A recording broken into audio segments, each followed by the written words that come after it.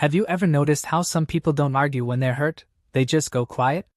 No shouting, no long explanations, just a sudden silence that makes everyone else uncomfortable. Most people misunderstand that silence. They assume it's cold, distant, maybe even manipulative. But psychology tells a very different story. When someone goes quiet during emotional pain, it's not a calculated move, it's a response. And once you understand what's actually happening beneath that silence, you stop seeing it as a weakness and start recognizing it as something far more complex. The biggest misconception is that silence is a choice.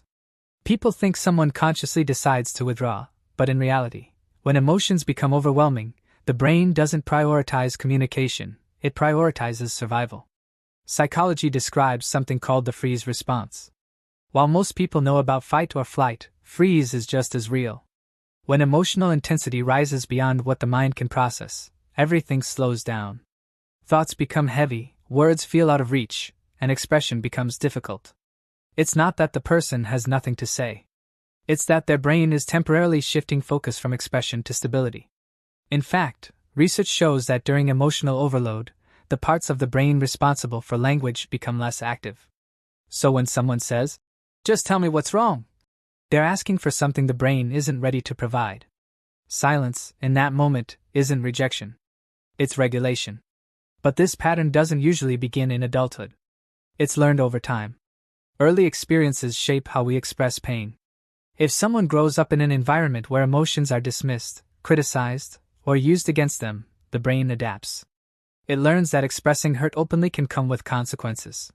So instead of reacting outwardly, it turns inward. Not because the feelings are weaker, but because they're being processed differently. Psychologists studying attachment patterns have found that people who experienced emotional invalidation often develop a more internal way of handling distress. They don't stop feeling, they simply stop expressing it immediately. And over time, that becomes automatic. What most people fail to see is that while someone appears quiet on the outside, their mind is incredibly active. There's a deep internal process happening, replaying conversations, analyzing tone, questioning intent, and trying to understand what actually caused the pain. Thoughts move quickly beneath the surface. Did I overreact? What exactly hurt me? If I speak now, will it make things worse? This is not avoidance.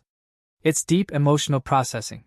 Some research even suggests that people who pause instead of reacting engage more strongly with parts of the brain linked to reflection and future outcomes. So that silence isn't empty, it's one of the most mentally active states a person can be in. There's also another layer to this that often goes unnoticed. Sometimes people go quiet not just to protect themselves, but to protect others. They understand that reacting in the heat of the moment can cause damage.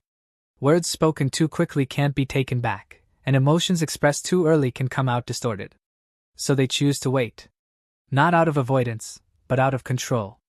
Psychology describes something called the window of tolerance, the emotional state where clear and healthy communication is possible. Outside of that window, conversations tend to become reactive and unproductive. People who go quiet often understand this instinctively. They're not avoiding the conversation, they're waiting until they can have it properly. The problem is, the world rarely understands this. Instead of giving space, people apply pressure. They demand explanations, interpret silence as distance, and push for immediate answers. But that pressure does the opposite of what's needed.